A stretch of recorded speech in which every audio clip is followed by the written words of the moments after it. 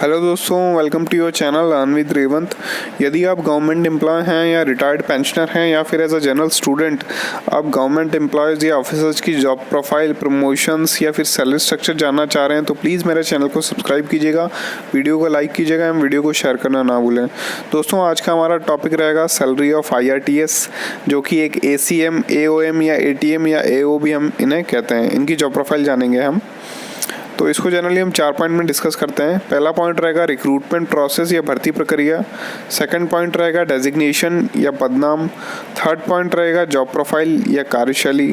Fourth and last point रहेगा salary एवं तनख्वाह। दोस्तों, जो पहला पॉइंट रहेगा रिक्रूटमेंट प्रोसेस या भर्ती प्रक्रिया, उसमें हम जानेंगे IRTS बनने के लिए UPSC CSE की परीक्षा पास करनी पड़ती है। जो UPSC एग्ज़ाम कंडक्ट करवाती है CSE का, UPSC सिविल सर्विसेज एग्जामिनेशन की बात कर रहा हूँ। UPSC तो एक बॉडी है जो एग्ज़ाम कंडक्ट करवाती है, वो कई प्रकार के एग्ज़ाम कंडक्ट करवाती है, लेकिन जो उसमें प्रॉपर जो CSE का एग्ज़ाम होता है, सिविल सर्विसेज एग्जामिनेशन, वो पास करने के बाद आप IRTS या IRTS ऑफिसर्स बन सकते हैं। और मैं आपको बता देता हूँ दोस्तों कि ये CSE के माध्यम से ही IAS, IPS, IRS, IFS, IFOs ये सब चयन होते हैं। जो Indian foreign services, Indian revenue services, सारे ऑफिसर्स हैं, ये UPSC CSE के माध्यम से ही चयन होते हैं और IRTS भी इसी का ही एक पार्ट है। नेक्स्ट देखेंगे, ग्रुप C के कर्मचारी भी डिपार्टमेंटल एग्ज़ाम, विभागीय परीक्षा देकर IRTS, ACM या AOM बन सकते हैं। जो दोस्तों LDCE का एग्ज़ाम, मतलब LDCE की स्कीम है कि 50% तो ये डायरेक्ट UPSC CSE से रिक्रूट करेंगे ACM या AOM, और 50% प्रमोशन से रिक्रूट करेंगे। प्रमोशन के लिए क्या एलिजिबिलिटी रहती है मेनली मैं बता देता हूँ। जो 4200 ग्रेड पे है, वहाँ पे आप एटलीस्ट 4 या 5 साल आपने यदि सर्व कर रखा है, so you are eligible to write the examination for ACM। फिर आप ACM या AOM का एग्ज़ाम लिख सकते हैं ग्रुप B में आने के लिए। जो सीधे UPSC CSE की परीक्षा देकर IRTS बनते हैं, वह प्रोबेशनरी के तौर पर IRTS, ACM या AOM के पद पर कार्य करते हैं। जी दोस्तों, जो UPSC CSE देकर डायरेक्ट IRTS बनते हैं, वो कुछ साल ACM या AOM के पद पर एज अ प्रोबेशनरी मान सकते हैं, एज अ ट्रेनी मान सकते हैं, वो काम करते हैं। फिर सेकेंड पॉइंट में दोस्तों हम जानेंगे डेजिग्नेशन या पदनाम। IRTS का full form Indian railway traffic services होता है। जैसा कि आपको पता है, IAS, IPS ये सर्विसेज का नाम है, ना कि प्रॉपर डेजिग्नेशन या प्रॉपर जॉब का नाम है। IRTS रेलवे की सबसे प्रतिष्ठित सेवाओं में से एक है। दोस्तों, ये रेलवे की one of the prestigious service of Indian railway. जैसे कि आपको मालूम है IRPS होता है, IRACS होता है, वैसे ही IRTS होता है। ये सब UPSC CSE के माध्यम से ही चयन होते हैं। IRTS प्रोबेशनरी पीरियड में ACM, AOM, AO, ADCM पर कार्य करते हैं। जैसे प्रोबेशनरी पीरियड या जैसे एक SP होता है, तो वो शुरू के 3-4 वर्ष ASP के पद पे कार्य करता है। उसी प्रकार ये स्टार्टिंग के 4-5 साल ACM, AOM या AO, ADCM के पद पर कार्य करते हैं। जो IRTS UPSC CSE परीक्षा देकर आते हैं, वह group A gazetted officer class 1 officers होते हैं। दोस्तों, जैसा कि आपको पता है, सेंट्रल गवर्नमेंट के अंदर 4 कैटेगरीज है, group A gazetted officers, group B, group C and group D। तो जो UPSC CSE देके आते हैं, वो ग्रुप A गेजेटेड ऑफिसर्स या क्लास 1 गेजेटेड ऑफिसर्स भी हमें उन्हें कहते हैं। जो ACM, AOM ग्रुप C से पदोन्नत प्रमोट होकर आते हैं, वह ग्रुप B गेजेटेड ऑफिसर्स होते हैं या क्लास 2 के ऑफिसर्स होते हैं। फिर डेजिग्नेशन और डेप्यूटेशन जानेंगे। जैसा कि मैंने आपको IPS की जो सीरीज़ बनाई थी, मैंने सारी जॉब प्रोफाइल कांस्टेबल से लेकर DIG तक की, उसमें हमने देखा था को जो भी DIG या SSP होते हैं, ये डेप्यूटेशन पे जाते हैं या कोई नेशनल पुलिस एकेडमी जैसे SVPNP है, तो वहाँ पे यदि इनकी पोस्टिंग होती है तो इनके डेजिग्नेशन है वो चेंज हो जाता है। वैसे ही इनका भी डेप्यूटेशन होता है। जो ACM या AOM के अतिरिक्त भी ये कई पदनाम पे या कई डेजिग्नेशन, कई रैंक पे कार्य करते हैं। यदि IRTS, ACM या AOM की पदस्थापना रेलवे के जोन में होती है तो इन्हें ATM के पद पर पदस्थापित किया जाता है। दोस्तों, जैसा कि आपको मालूम है, जैसे आप रेलवे की हायरार्की देखोगे, उसके अंदर ऐसा रहता है कि पहले तो रेलवे बोर्ड आएगा, उसके अंडर जोन्स आएंगे, जोन्स के अंडर डिविजन्स आएंगे और डिविजन्स के अंदर हेडक्वार्टर या स्टेशंस आएंगे। तो इनको यदि रेलवे के जोन में सपोज कोई भी जोन हो गया, NWR, WR ऐसे जोन्स है, north western railway, western railway, central railway, तो जोन में इनकी प्रॉपर पोस्टिंग होगी तो इन्हें ATM के पद पर पदस्थापित किया जाता है। इसका आगे फुल फॉर्म जानेंगे। यदि IRTS ACM या AOM की पदस्थापना रेलवे के बोर्ड में होती है तो इन्हें असिस्टेंट डायरेक्टर पद पर पदस्थापित किया जाता है। ये दोस्तों इनकी यदि पोस्टिंग बोर्ड पे होती है, जैसा कि मैंने आपको बताया जोन के ऊपर रेलवे बोर्ड रहेगा, रेलवे बोर्ड में यदि इनकी पोस्टिंग होती है तो उन्हें असिस्टेंट डायरेक्टर के पद पर पोस्टेड किया जाएगा। थर्ड पॉइंट में दोस्तों जानेंगे वर्क प्रोफाइल या कार्यशैली। ACM, AOM, AO, ADCM, ATM, deputy director सभी जूनियर टाइम स्केल के अधिकारी है। दोस्तों जैसा कि आपको मालूम है कि इंडिया के अंदर जो भी ग्रुप ए गेस्टेड ऑफिसर्स या ग्रुप बी गेस्टेड ऑफिसर्स होते हैं उसमें एक स्केल होती है junior time scale, senior time scale होती है, फिर जूनियर एडमिनिस्ट्रेटिव ग्रेड होता है। उसी प्रकार ये जूनियर टाइम स्केल के ऑफिसर्स हैं। और IPS में आप देखोगे तो SP होते हैं, ये जूनियर टाइम स्केल के ऑफिसर्स होते हैं, और SDO या SDM होते हैं, ये भी जूनियर टाइम स्केल के ऑफिसर होते हैं। तो उसी प्रकार ACM, AOM, AO, ADCM, ATM, deputy director सभी जूनियर टाइम स्केल के ऑफिसर्स हैं। ACM का full form assistant commercial manager होता है, हिंदी में इन्हें सहायक वाणिज्य प्रबंधक भी कहते हैं।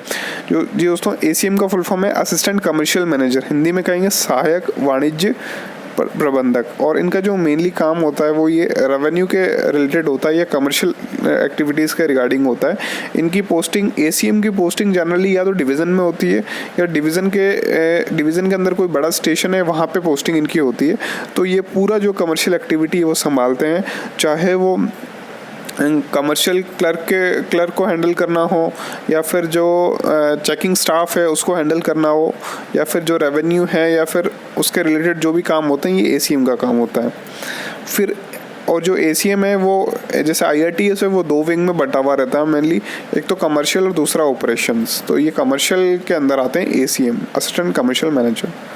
फिर होता है AOM का full form assistant operation manager होता है, हिंदी में इन्हें सहायक संचालन प्रबंधक भी कहते हैं। जी दोस्तों ये जो सेकंड विंग है ऑपरेशंस, इनके अंदर AOM आता है। इनका काम 24 आवर्स रहता है, कभी भी इनको ड्यूटी पे कॉल कर लिया जाता है। ACM का काम सिंपल है, वर्किंग आवर्स के अनुसार होता है, लेकिन AOM का काम बड़ा टफ होता है, ठीक है। और इनका काम रहता है मैनेज करना ट्रैफिक को। AO का फुल फॉर्म एरिया ऑफिसर होता है, ये भी आपके डिवीज़न पे पोस्टिंग रहती है इनकी। ये भी एक डेजिग्नेशन है, आप ऑफिशियल डेजिग्नेशन तो नहीं कह सकते, लेकिन AO भी इक्विवेलेंट टू ACM या AOM होते हैं। ADCM का full form assistant divisional commercial manager होता है, हिंदी में इन्हें सहायक मंडल वाणिज्य अधिकारी कहते हैं। जी दोस्तों जैसे डिविजनल कमर्शियल DCM होते हैं, डिविजनल कमर्शियल मैनेजर, वैसे ही ADCM होते हैं, ये भी इक्विवेलेंट होते हैं ACM के बराबर की रैंक के होते हैं। ATM का full form assistant traffic manager होता है, हिंदी में इन्हें सहायक यातायात प्रबंधक कहते हैं। ATM का जो डेजिग्नेशन है वो मैंने आपको बताया था कि ये जोनल लेवल पे होता है, और इनका फुल फॉर्म होता है असिस्टेंट ट्रैफिक मैनेजर, हिंदी में क्या कहेंगे सहायक यातायात प्रबंधक। ACM, AOM, ATM, DCM, AO का प्रमोशन 5 से 9 साल में हो जाता है। इसके बाद यह DCM, DOM, DTM, ARM बन जाते हैं। दोस्तों इनका प्रमोशन होता है वो यूजुअली 4 या 5 से 9 साल के अंदर प्रमोशन हो जाता है, फिर ये DCM, DOM के पद पे प्रमोट हो जाते हैं।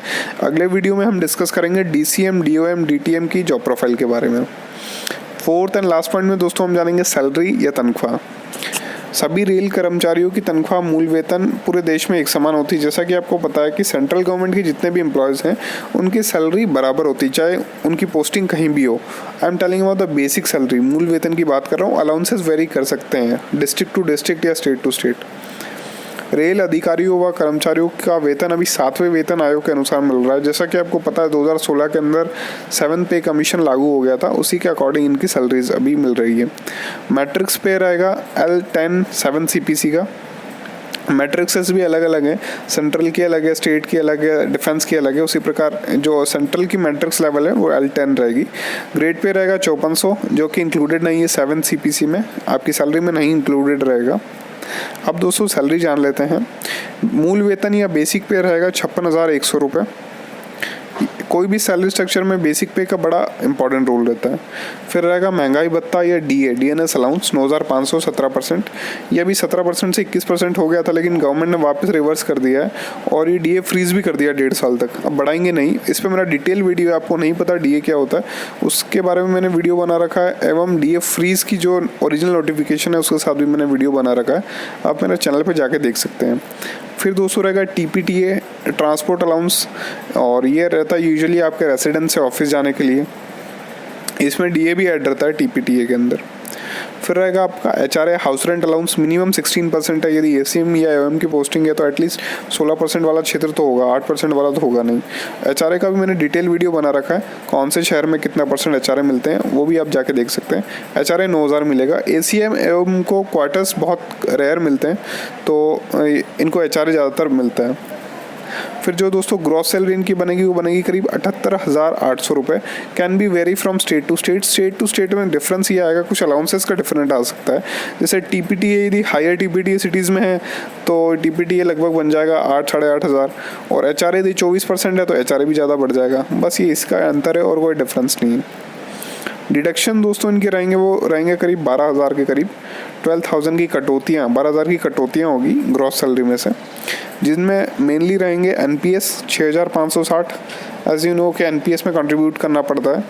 और फिर रहेगा प्रोफेशनल टैक्स, जो भी ये स्टेट में स्टेट टू स्टेट वेरी करता है। कोई में 200 रुपये प्रोफेशनल टैक्स करता है, कोई में 250 रुपये करता है। फिर रहेगा income tax IT, as you know बड़ा फेमस है, 5,000 रुपये, क्योंकि ये टैक्सेबल इनकम है इस क्राइटेरिया की, तो 5,000 रुपये इनकम टैक्स कटेगा।